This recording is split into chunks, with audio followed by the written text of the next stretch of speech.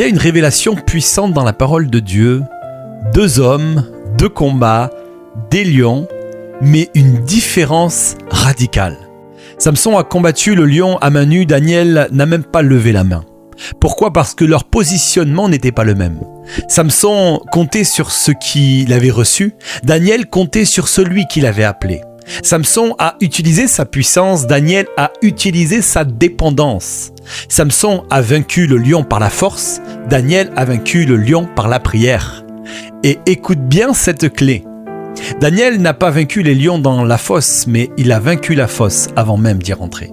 Son autorité ne n'est pas manifestée dans le combat, elle s'est construite dans le secret, genoux pliés, jour après jour. Parce qu'il y a des combats que tu peux gagner par la force, mais il y a des combats que tu ne gagneras que par ton positionnement. Ce que tu règles à genoux, tu n'auras jamais à le combattre debout. Samson était fort, mais il n'était pas aligné. Daniel était vulnérable, mais il était positionné. Et voilà la vérité que tu dois saisir. La force impressionne, mais le positionnement libère. Alors, n'essaie pas seulement d'être fort, mais cherche à être bien positionné. Et la Bible le dit clairement, soumettez-vous donc à Dieu, résistez au diable et il fuira loin de vous. Remarque bien l'ordre. Soumission d'abord, autorité ensuite.